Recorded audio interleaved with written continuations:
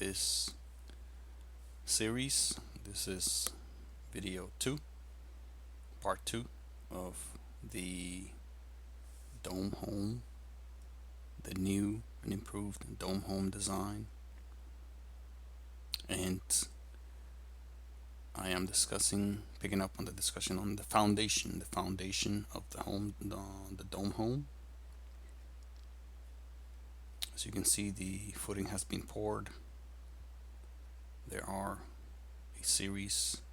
an array of rebar in a circular fashion.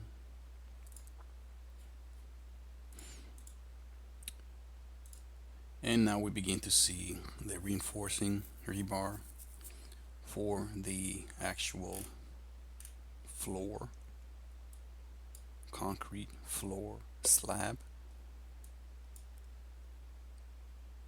which again is one of many possible arrangements. Here I'm showing and I will be showing this option without the reservoir, the pool or water reservoir that's around. I will be showing the simpler construction method for purposes of simplicity.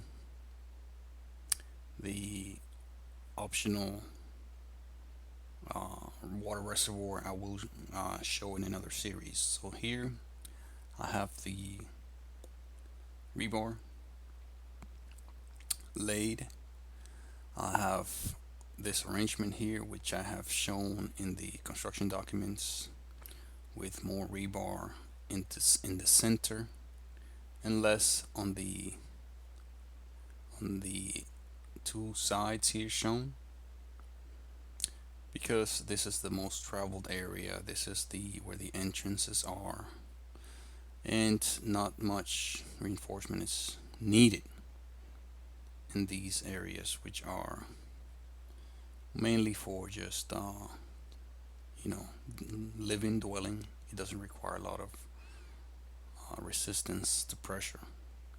These here is where furniture will be moved around and brought back and forth, or if this is used for any kind of equipment storage, this beefier and more abundant reinforcement is used to support perhaps forklifts, perhaps heavy equipment being moved, or even vehicles being brought in and out.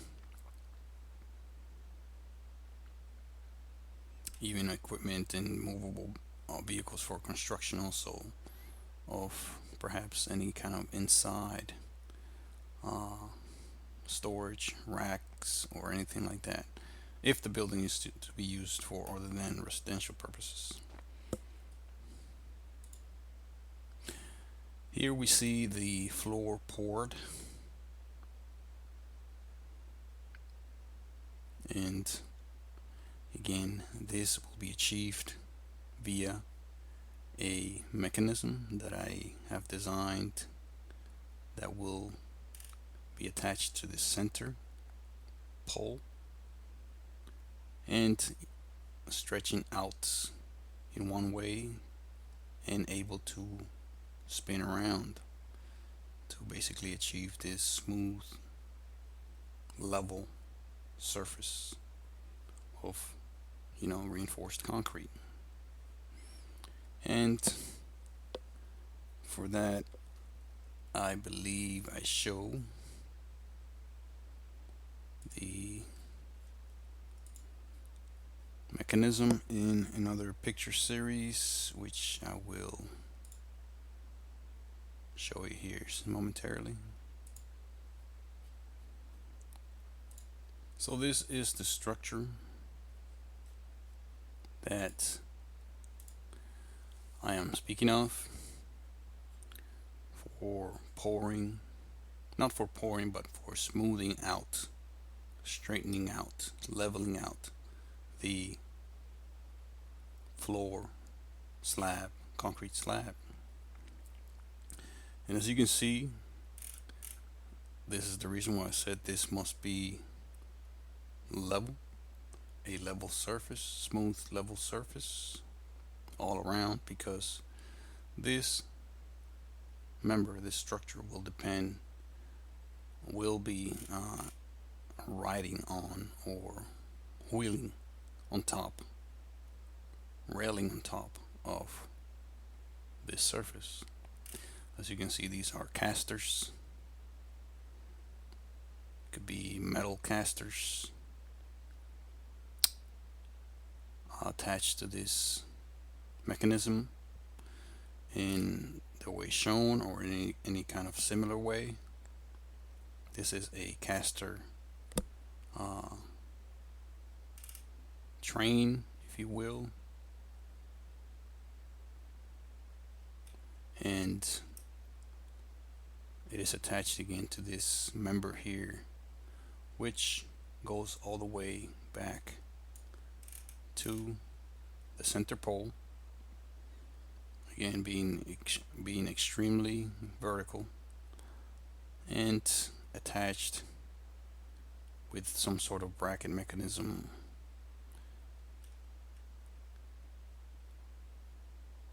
strap part here, and so this could freely rotate. And this, as you pour the concrete here, will allow for the smoothing out of the concrete. Again, this being the same height all throughout, and it is going to be the same height as the height between the floor level up top, or being level with this edge here, and down into this area here. So that will determine the thickness of the concrete slab, again being reinforced, and this to be used to go around many times to smooth it out. Underneath this is actually a piece of rubber, long, that goes all across this member here, that again is at the height of this level, which is the floor level, which will be smoothed out as you go around.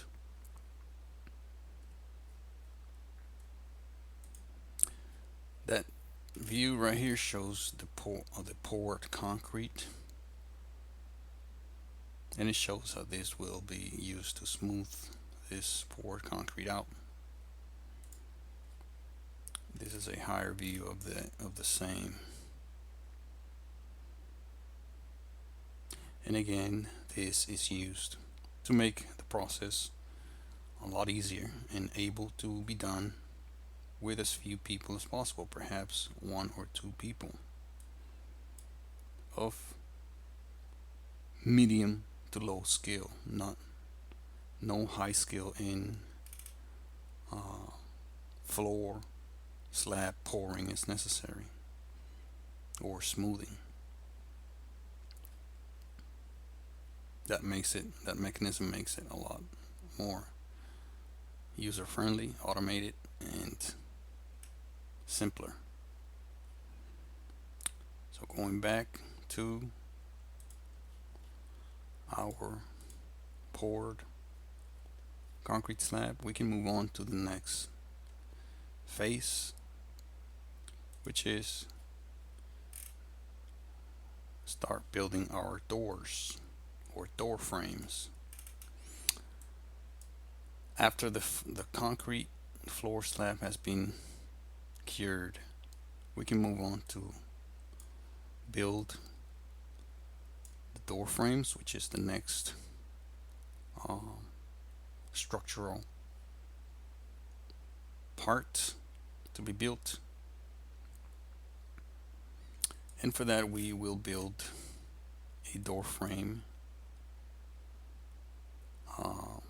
made of wood to basically have the concrete poured into it. is going to be a steel reinforced poured concrete slab that takes this arc shape. For that, we need wood panels, we need support members, a curved wood panel here, of course, with the wood members shaped in this way to support this curve, panels on each side to retain the poured concrete, as I will show. A little bit of a larger view here on this side, so it's going to be both two of them. Of course, we can do, or you, anyone that builds this, can do one at a time and just use one frame. Do it, pour it, let it cure, and move the frame to this side and repeat the process. Again, this whole project is counting on and based on the repeatability of processes, whether it be, with circular motion or using the same process for one side entrance and the other. Unlike many other conventional construction, that there are unique features to the building in many areas, requiring a unique building method for each of those areas, which is time and resource consuming. Here we can begin to see the steel reinforcement, the rebar. Here we show about 6 rebars that follow the contour of the frame, which is a curvature on top, 2 straight sides. Again, you can see the support system. This is not the only support system that can be used, but this is I believe to be one that's quite reasonable to build and use. These are just lumber pieces, and these are wood panels or plywood panels that you can easily curve, and of course aided by the support curvature. This curve could be maintained.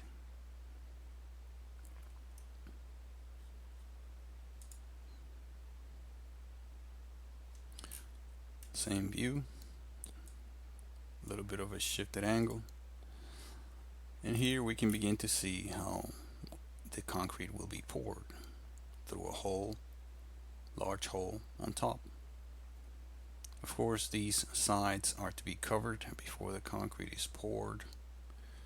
It will likely be a fine concrete mix, without gravel or anything like that.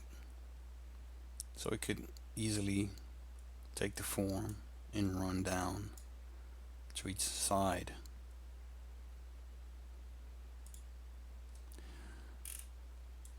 These are a depiction of the panels that could be used to cover the sides or the front and back.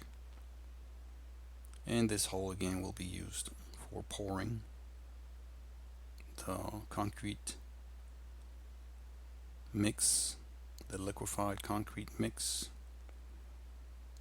So it will easily run down the side and fill this shape. And after cured, we have a steel reinforced arc, a very strong and resilient structure. Here we show the concrete poured. Dimensions, of course, will be shown in the construction documents as far as depth, height, and other dimensions as far as curvature, all of that, thickness.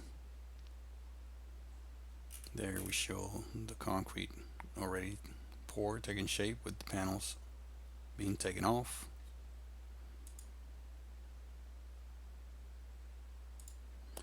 And here we see how it should look after cured, both door frames. And of course, this right here is going to be filled in very easily. It was already excavated. As you can see, it doesn't show it in this photo, but it is to be excavated, and there should be a floor there. Poured, reinforced concrete slab on the bottom, which ties in with this arc. Should be all in one.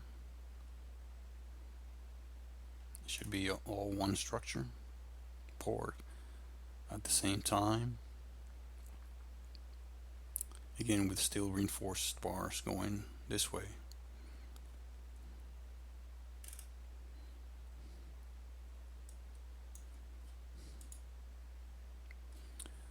And here is a view showing this excavation plus the steel reinforced bars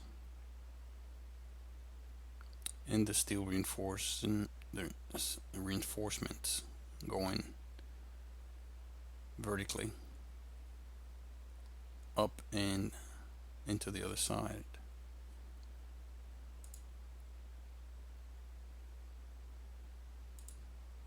So we move on into the walls, the wall construction. Wall construction being an array, a circular array of concrete blocks following the contour or following the perimeter of the footing, which, as you can see here, these bars are arrayed in a way that the blocks fall perfectly inside of the blocks, the concrete blocks, and the bars will, these rebars will link the blocks to each other. The blocks will be filled in at each of the rebar locations, of course. And as you can see, the blocks will link very nicely. This block is linked with this rebar, this block is linked with that rebar, same as this block, same as this block, same as this block, same as this block, and that's how this has been designed. That way you don't really need more than this one rebar per block, because it will link these blocks, this one will link these blocks. So in reality, every block will have at least one rebar for reinforcement. And this curvature is actually self-erecting. It really does not require rebar reinforcement, but this is just for added durability, resistance, protection. And again, in case of a seismic event or earthquake.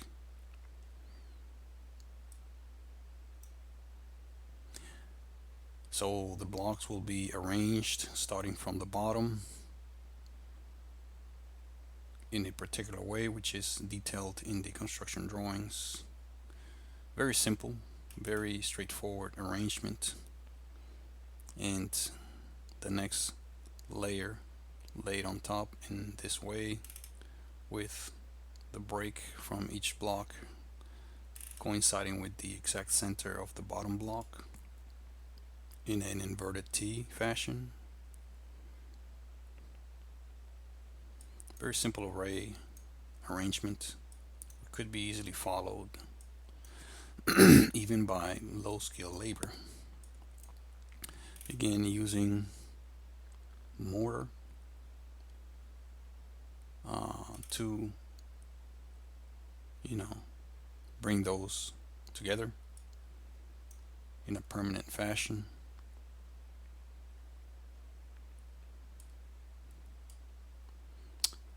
These bottom blocks are just painted as opposed to these that are left natural concrete colored. So that is the only difference there. These are the same exact size and type. We can see here also that we are following a curvature of a circle. The blocks will be arranged and cut, perhaps requiring some skill to follow this arrangements. But even if the blocks were to be just cut straight, this could be easily filled in with mortar or concrete mix. But here I designed it to be cut to follow this curvature, which is possible to do, although it takes some skill and specialized equipment to perform these curved cuts. But again, that is optional and not required. There's no curvature to be followed in these blocks here. This is just a straight line.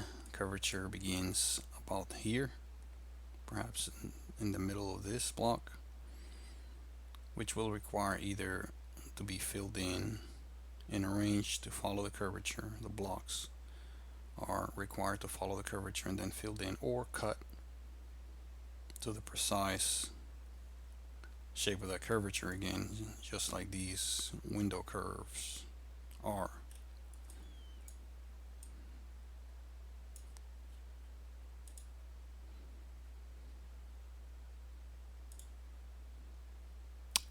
We begin to see how the windows will be made.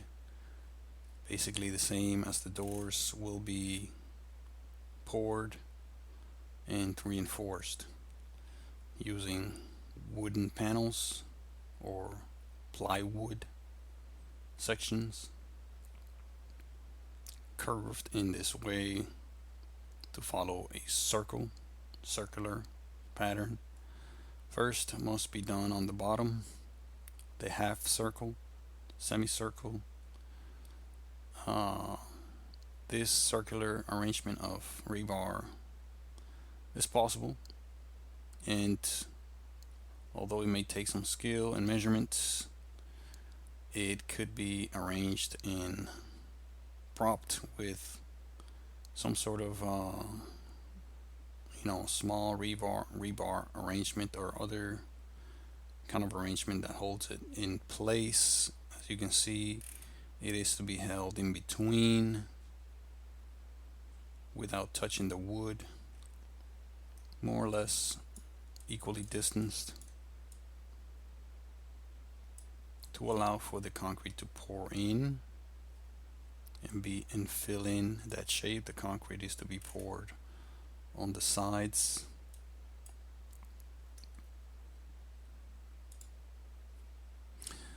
And we can see how it will take the shape because it will be covered on both sides, and the concrete is to be poured in here, of course.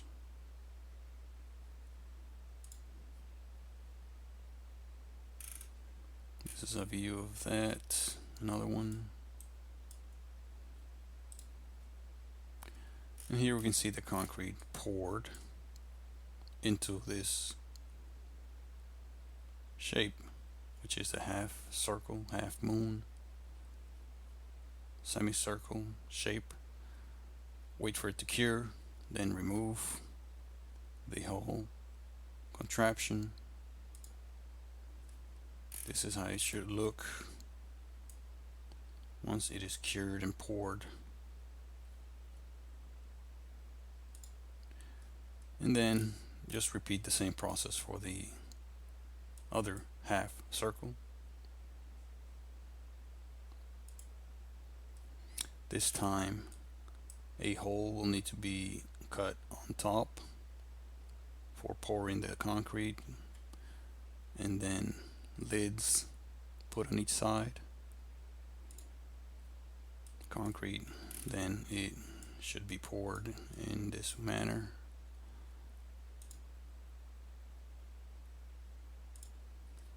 And voila, we have the other half of the semicircle, completing the nice entire circle, which is, by the way, reinforced, steel reinforced.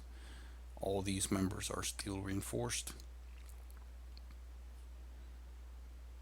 Again, adding strength and durability.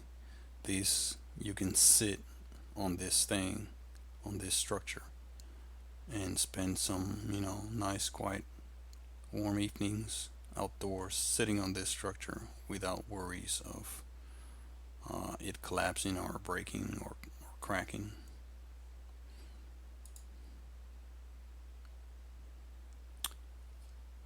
Here we begin to see the upper sections of the rebars. These are effectively attachments to the other rebars to continue to build up the walls. Here we see they go on top of the window frames and door frames also. Of course, they need to be secured on top of these somehow, because they really don't go into the concrete. There is an option to basically bore the concrete on these locations and inserting the bar with some sort of adhesive, inserting the bar as far as possible, perhaps flush with the inside. That way the bars could be standing erect at these locations. These bars just need to be attached to the bars on the bottom, the top bars here. And again, these are the reinforcements, the rebars for the next section of wall. Of course, there's going to be another wall section here following the same patterns for the blocks. Another rebar that I want you to notice is this one here on top of the array, the circular array. That bar is a loop force reinforcement. When I say loop force, I mean reinforcements that will act against forces pushing out, pushing the wall outward. It would be optimal if this loop or ring would go all the way around, untouched and unbroken. However, I show it here broken in these locations here, perhaps to be attached to this concrete arc somehow, bored through for added and with strong permanent adhesive for added durability and strength, and to aid in countering the outward forces that will be put on the wall by the weights of the structure, which is going to be significant, not extreme, nothing out of this world, but the outward forces could be a bit significant because of the dome that will be sitting on top. Domes have the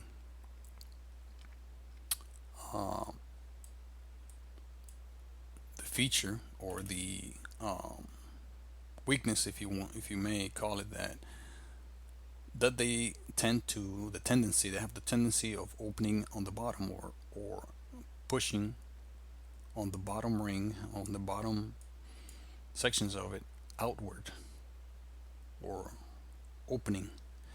So as the dome weight is distributed from the top to the bottom tends to want to open outward. And these rings, which there will be more than one, will act as a counterforce for that loop, for the loop forces or spreading forces, the tendency to spread.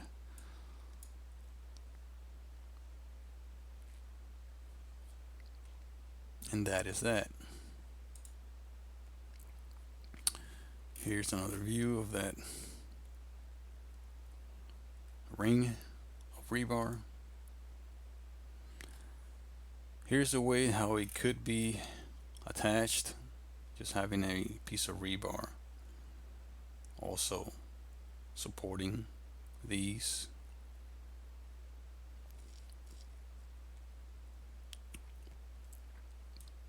As you can see, it is shown here as well, partly visible. As you can see here, showing this piece of rebar attaching all these rebars that are on top of this arc. Same there, same here. And that is just an idea on how to support these rebars that are on top of this arc structure. And this is showing the wall upper section already laid, with the concrete blocks laid on top of the rebar, of course, and on top of the arced sections of the window and door frames. Here they are shown cut following the contour of the arc, but of course they could be filled in, cut straight vertically, and then filled in with mortar or concrete.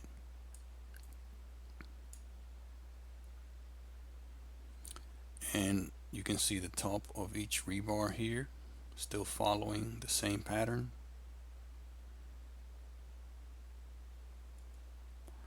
And on top of here is going to be yet another ring of rebar, not visible here, but I believe will be visible here shortly. And here it is. This rebar following the top section of the ring, or the array, the circular array of blocks, is again on the inside of each of the rebars, and it is again there to counter the outward forces, the spreading tendency of the dome. Of course, these are to be attached at each vertical rebar location, secured perhaps with steel wire.